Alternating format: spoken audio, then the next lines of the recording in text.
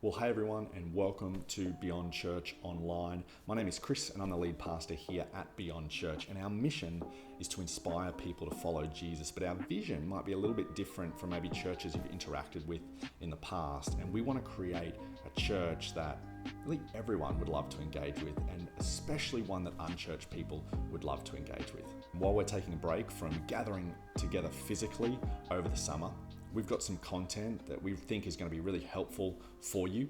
It's from Andy Stanley and one of our partner churches at North Point Community Church. And our hope is that the following content inspires you to take your best next step on your faith journey, whatever that may be. And if you're new here and you want to stay connected or find out a little bit more about what we are about here at Beyond, you can just subscribe to our YouTube channel or head to the link in the description below. So today I want to begin with, this is just my opinion, which you don't come from my opinion, but this part's just my opinion. I want to begin with what I think is one of the most catalytic relational dynamics that goes under the radar that's pretty much, I feel like, sometimes overlooked by humankind. So one of the most important catalytic relational dynamics that is at play every single day in our lives, in most of our conversations, but we're not aware of it. So I want to surface it, make you aware of it, because this is a game changer when we can keep this front and center. So here it is. I made this up. It's a little clunky, and I'm going to read it twice, and then I'm going to talk about it. And it's basically this idea. The relationship you have with others is rarely the same relationship they have with you. The relationship, I see the confusion. I know, I'm gonna go slow. Okay, and I was trying to figure out how to make this clear, but anyway, I'm gonna illustrate it in a minute. The relationship that you have with others, all the people in your life, is rarely, sometimes it's the same, but it's rarely the same relationship they have with you. In other words, you are in a relationship with a lot of people, but it's rarely the same relationship. And the best way to illustrate it is parent-child relationship. For those of you with little kids, or if you've raised little kids, you get this. Your child, especially when they're young, your child does not have the same relationship with you that you have with your child. Because you have a relationship with a child. Your child has a relationship with an adult. Those are two very different relationships. Your child, you have a relationship with someone who is 100% dependent on you. Your child has a relationship with someone who holds all the cards until about 13, and then the cards start getting all mixed up and dealt around, and things become confusing, right? This is why we never really get our parents until we become a parent. You have to be in a relationship with your child to understand what it was like to be your parent in a relationship with you when you were a child. It's only when you become a parent that you feel what they felt, experienced what they experienced, feared what they feared, were concerned about the things they were concerned about. This is why most of us, when we, in young adult age or adulthood, we go back and apologize to our parents, right? Like, I had no idea. I owe you the biggest apology, but we didn't know. It wasn't that there was something wrong with us until you're in that role, until you're walking in those shoes. You don't really understand it, because you're in a relationship with your child, but it's not the same relationship. And this dynamic is true for most of your relationships, and it's true for most of my relationships. And as obvious as this is, and I'm gonna give you some more illustrations, as obvious as this is, we rarely take it into consideration in our communication. We rarely take it into consideration with the words that we choose. Another illustration, at work, you are in a relationship with your employer, you're in a relationship with your employees, but it's not the same relationship. Everybody's friendly, but you know better than to think you're actual friends, because there's an inequality. And this is true, again, of most relationships. Older brother, younger brother, older sister, younger sister, older brother, younger sister. Even in family, there is an inequality. And because there's an inequality, it's a relationship. It's just not the same relationship. There's an inequality whenever one party is dependent upon or needs the other. Now, to be clear, equal value, everybody's of equal value in the relationship, but there's unequal power, influence, and authority. And when this is the case, it means you're in a relationship with someone, but it's not the same relationship. And this baked in relational reality, and this is not a problem to solve, this is just an is. This is just a tension to manage and to recognize, and as we're gonna see in a few minutes, this is a tension we should all figure out how to leverage in a positive and powerful way. But this baked in relational reality should govern and inform how we talk to each other. And specifically, it should influence the words we choose. We will come back to that in just a minute. Today, if you have not been tracking along with us, or if you have, we are actually in part 2 of a series entitled The Weight of Your Words. The weight of your words. And if you have ever been crushed by someone's words, you get this, and you know what we're talking about. Words carry weight.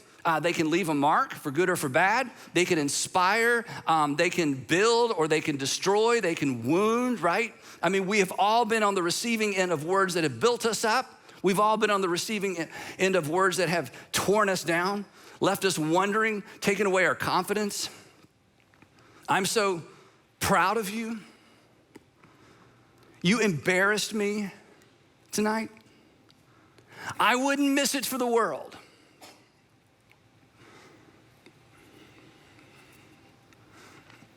You're not needed here anymore. We've all been on both sides of things like that, haven't we? In fact, some of those phrases are emotional for you. Maybe something recently. That's the power of words. Here I am reading words on a screen that reflect something someone has said to you, and suddenly it's very personal. It's very emotional.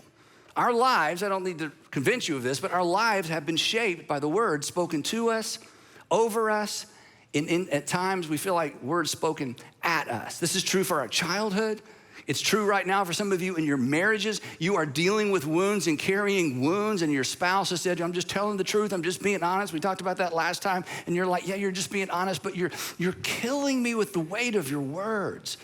Words inflate or deflate our confidence. With the words spoken to us or at us or over us, it impact who we see in the mirror, right?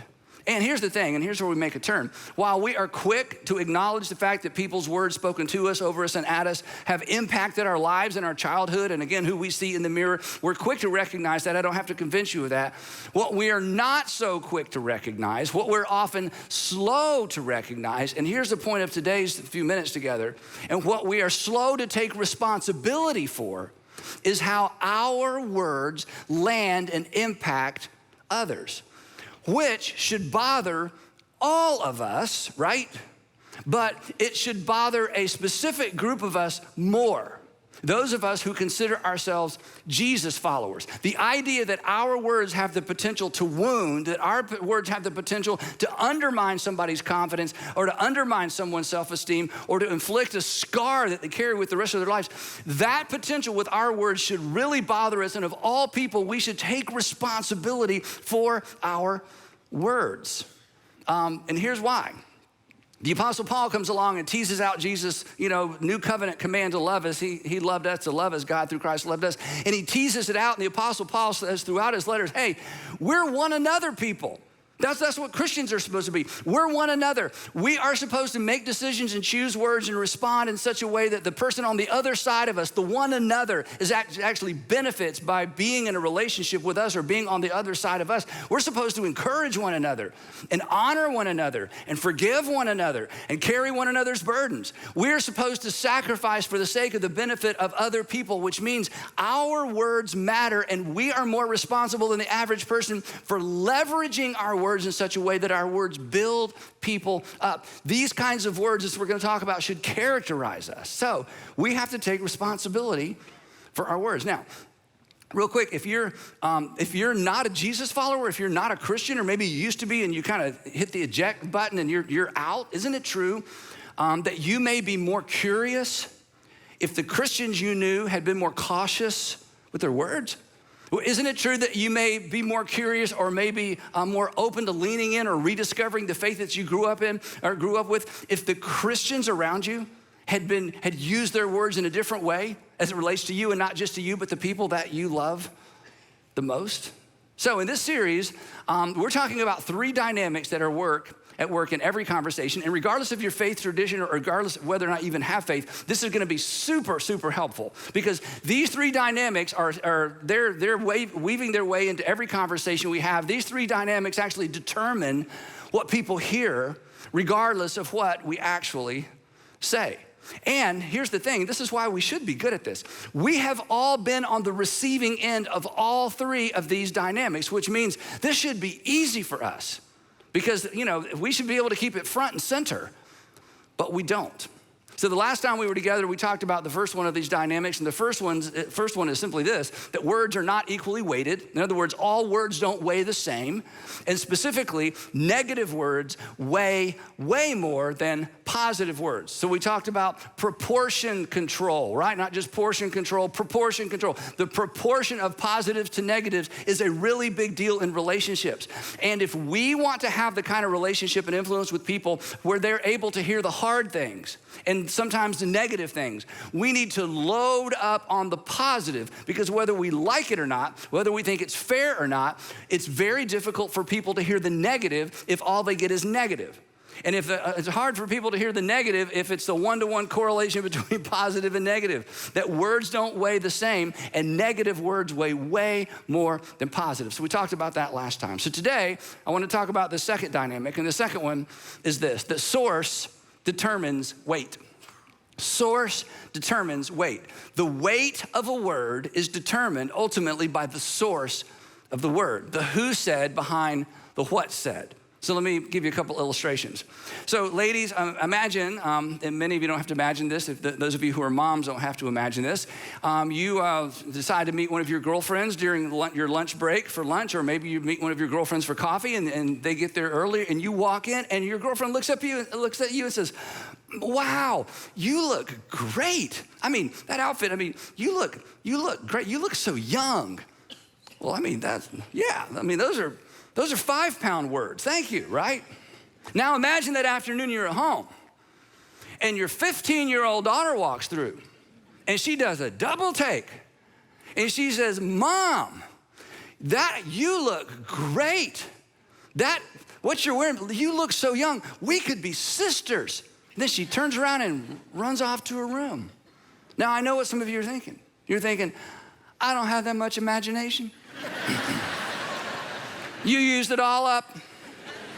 Because Andy, come on, let's be honest. If the resurrection of Jesus is here,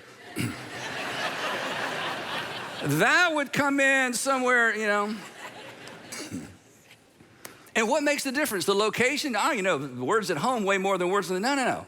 It's not the location. It's not the words. 5-pound words become 50-pound words depending on who's using those words. Not because of where.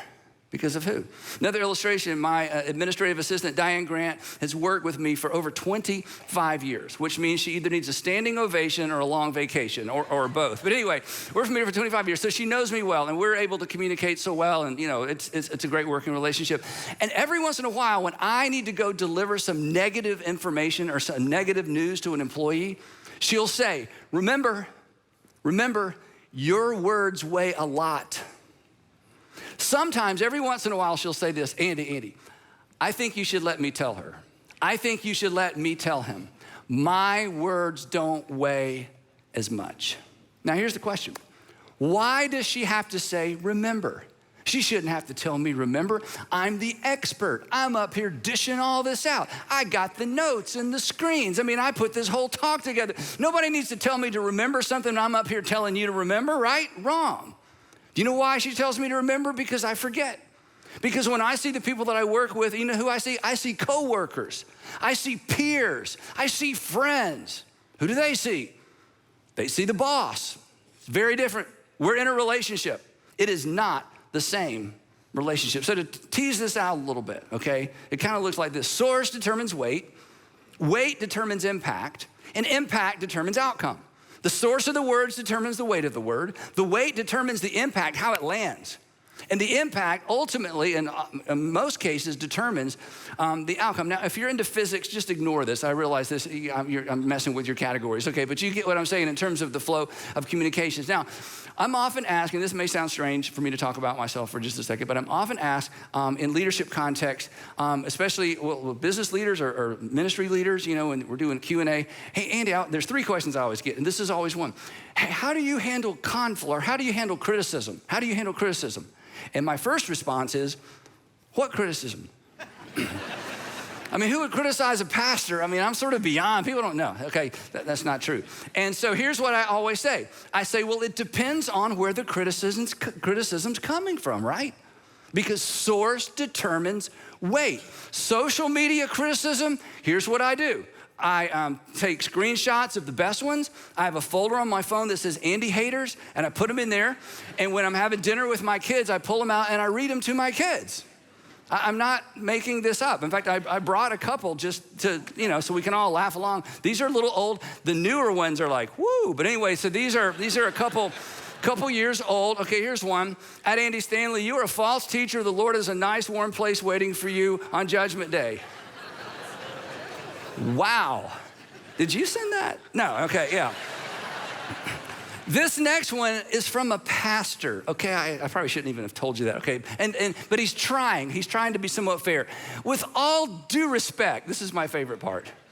You're a false prophet from Satan's hell, and if you don't repent, when you die and lift up your eyes in hellfire, you will be. I know. Okay, no pity. Does that hurt my feelings? No, these people don't know me. I mean, I share these with my kids. We got some zingers. There's some amazing ones, okay? But the point is, this doesn't bother me, not because I'm so mature, it's because of the source. Now, if I were to walk into our board meeting, we have a board that I answer to. They could meet this afternoon and fire me. If I was at a board meeting and one of them said, Andy, I need to say something, and they reeled off one of these, I'm like, okay, we got to talk. I mean, that's like, Sandra, pray hard. I'm on the edge, why? Because source determines weight. Source determines weight. And source determines weight, not just with the negative. Source, this is what I want you to get today. Source determines weight with the positives as well. And this is why this is so important, which means, and I'm going to tease this out a little bit more in a minute so you can take this home, which means every single one of you, those of you watching, those of you wherever you are in the world, and regardless if you're a Christian or regardless of your faith tradition, this isn't all skate. Every single one of you has unique potential to leverage the weight of your words in specific relationships. And if you get this right, you make other people better. If you were to ask Sandra what the moment where she felt most affirmed in her role as a mom, she would tell you about a short exchange she had with her dad years ago. And last night we were having dinner, and I told her I was going to share this story. I asked her, can I share this story? I said, it's already in my notes, so it would really help if you said yes. She said yes. And I went over it with her just to make sure I got the details right, and we both got emotional.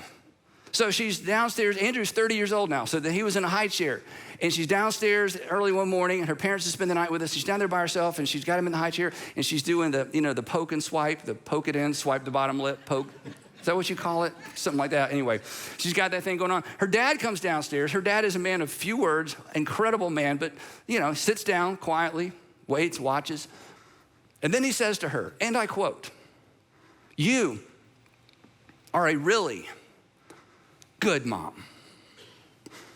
Now, just to brag on my wife, okay, there were more epic and interesting and affirming mother moments than poke and swipe early in the morning when getting mush into Andrew's face, okay? I mean, and to be honest, even bad mothers feed their babies, okay? So this isn't like, whoa, you're feeding your baby. Oh my gosh. You are like, no, right? That's the point. That's the whole point. It wasn't what, it was who.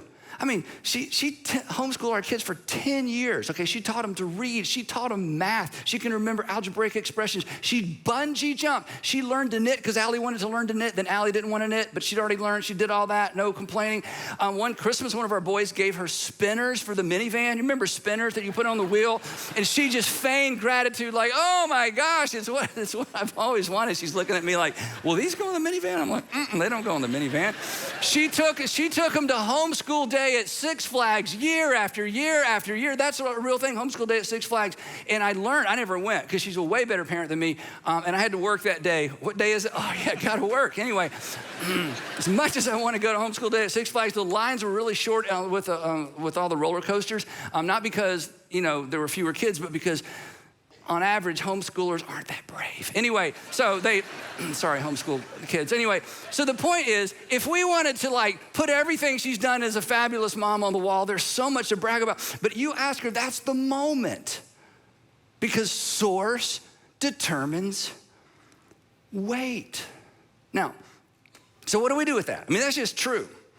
And nobody's gonna argue with that. But imagine, just for a moment, I'm gonna give you a specific application.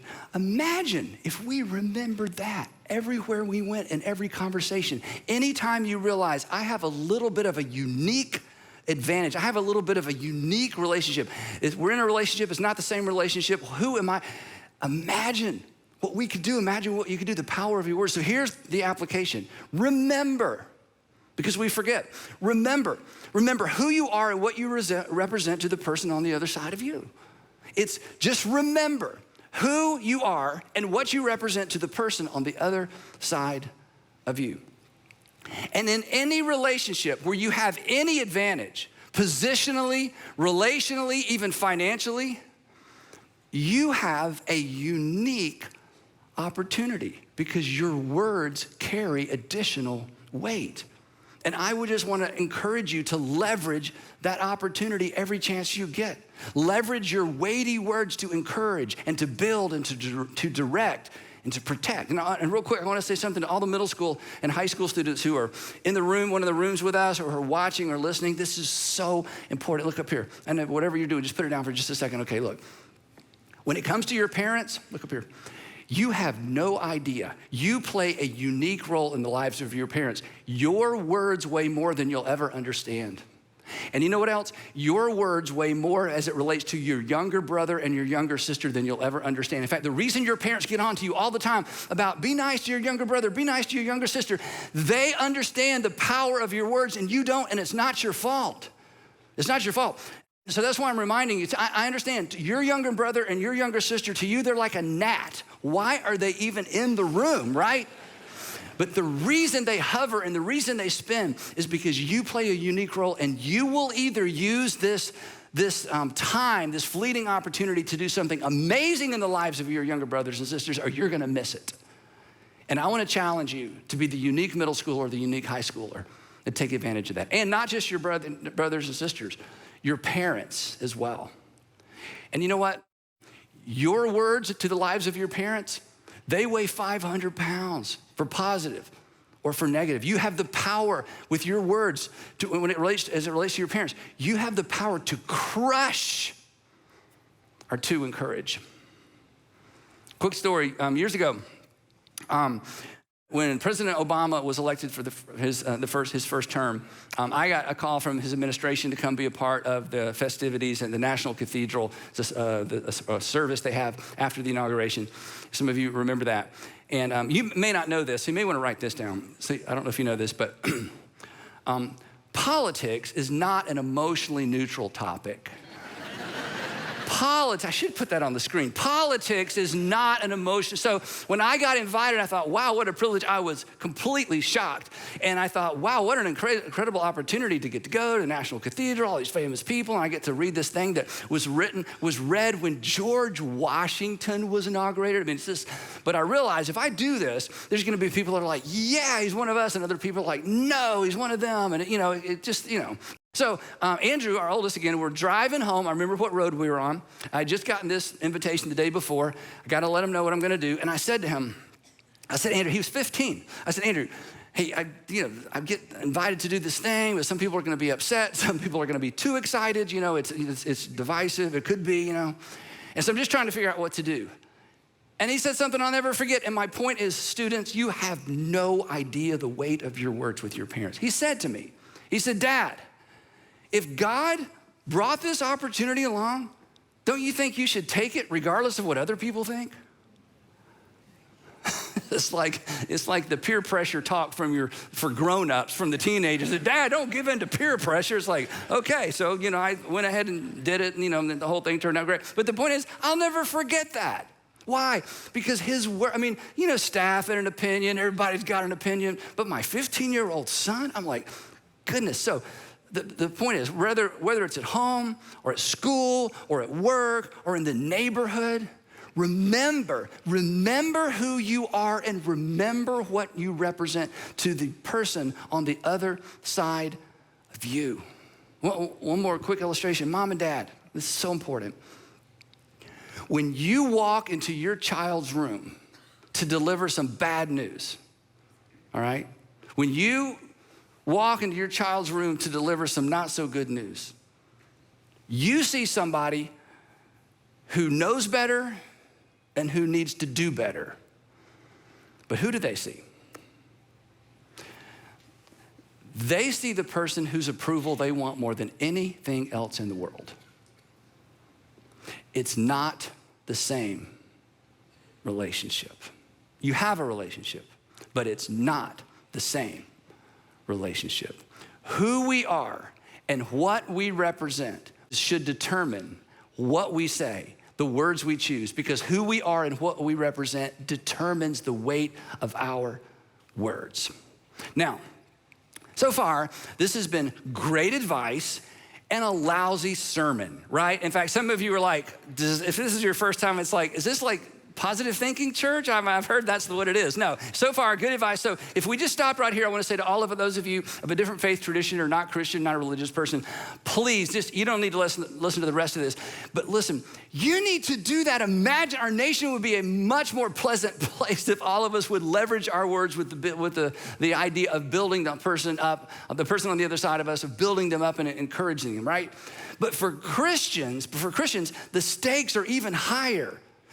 If you're a Jesus follower or claim to be a Christian, this is not optional. This isn't an add-on. This isn't like, oh, this will make me a better person, and I want you to hear me. And this isn't a ploy to leverage, in somebody's life to get what you want from them. I'm just gonna add more and more positive words, leverage the positive so I get what I want. This is not that. This is not a strategy for getting what you want.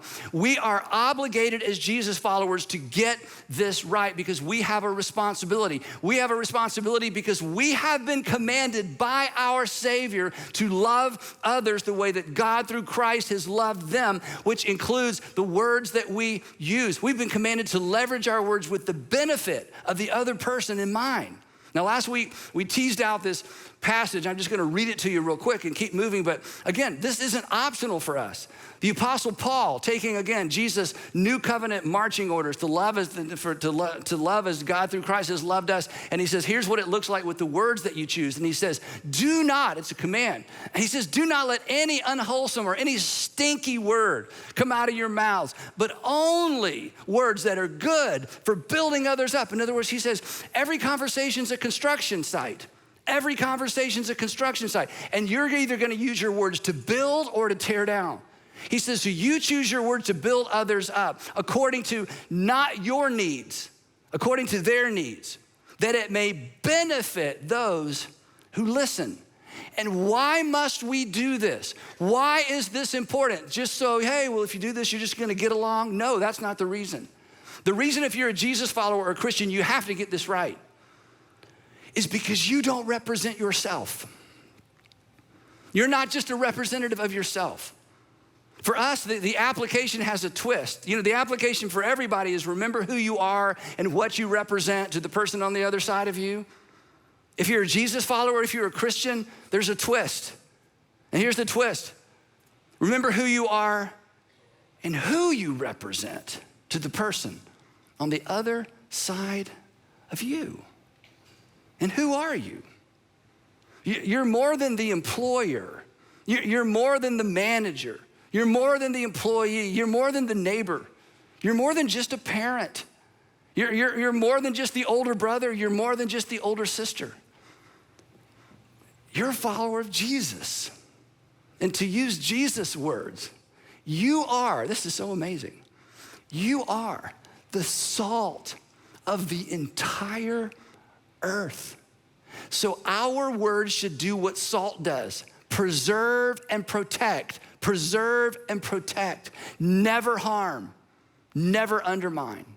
He says there's more. And not only that, you are the light of the world. Our words should bring light and life to every single person we meet. Our words should bring light and life to the people on the other side of us. And then Jesus doubles down in case we didn't get it. He says, so here's what you need to do. Since you're the light of the world, I want you to do something with it. You've read this passage before. Don't put it under a bushel. Don't put it under a clay jar. He says, no, I want you to leverage your light. I want you to think about who's on the other side of you, and I want you to let your light shine before others that they might see ultimately how you live your life and connect the dots between how you live and what you say and who you worship and who you follow. I want you to let your light shine in such a way that they might see and hear and connect the dots between why you say what you say, why you possess, why you communicate the attitude that you do and the care that you do, and who you follow and who you worship, to leverage who you are and what you represent to the person on the other side of you. To leverage who you are and who you represent to the person on the other side of you. To use those weighty words to build and to encourage. It's not just an opportunity for us. It's actually our responsibility. Just imagine for a moment. Imagine the influence that the church would have in the community and the church would have in the world if we'd just gotten this one thing right.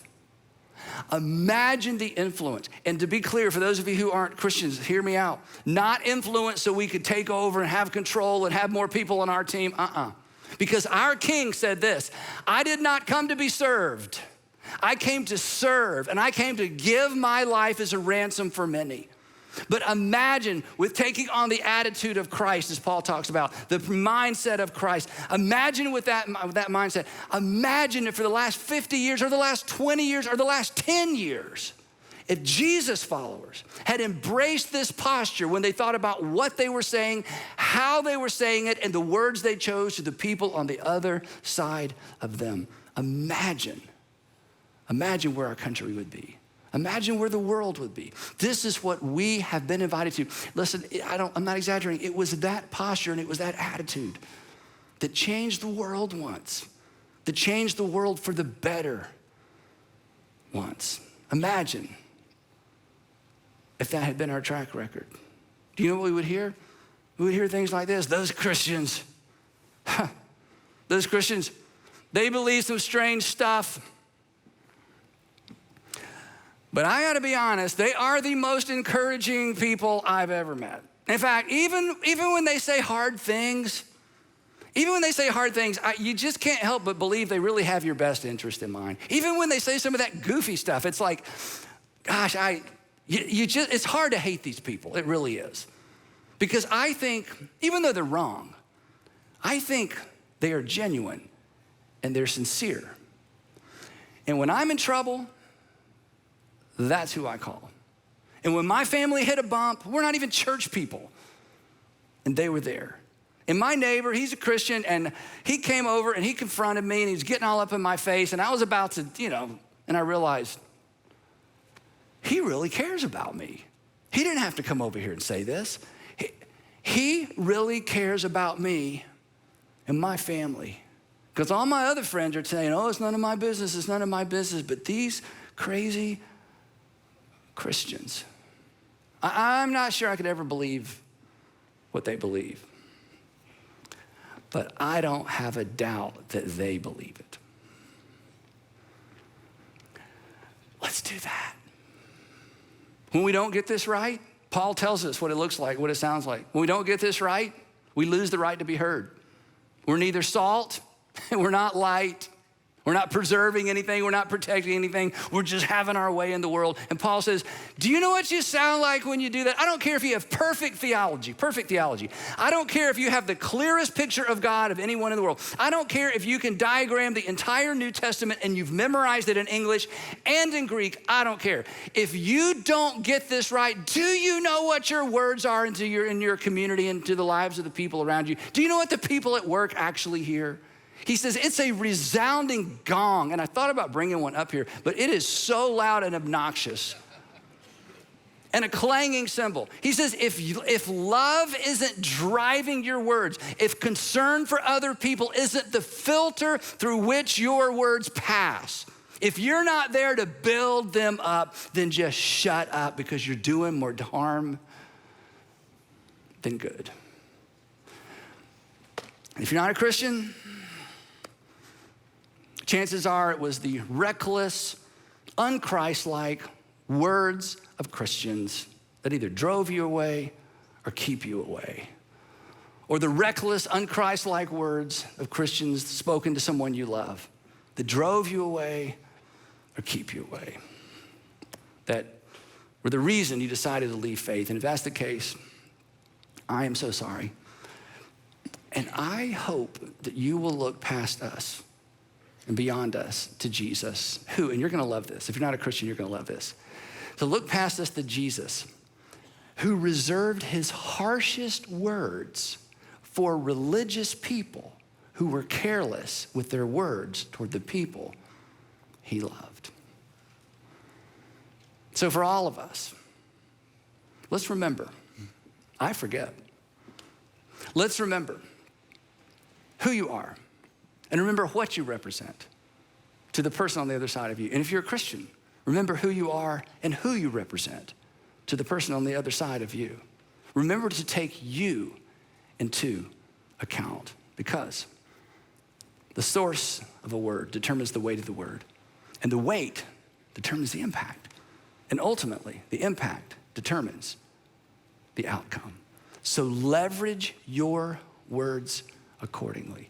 This is just one more thing that love requires of us. And we will pick it up right there next time in part 3 of the weight of your words. Heavenly Father, please help me remember before I hit send, before I start the conversation, before I get all amped up because I'm right. Help me to remember. Help us all to remember. And wherever this lands with us, just give us the wisdom to know what to do, the courage to do it. Father, for some of us, we need to apologize. Just grant us the humility to just start there.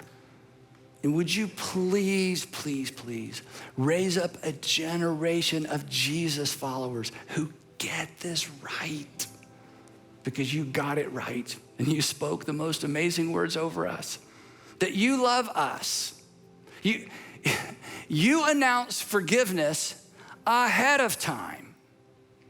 Why can we not extend that same kind of grace and mercy to the people around us? I pray that we would, in Jesus' name.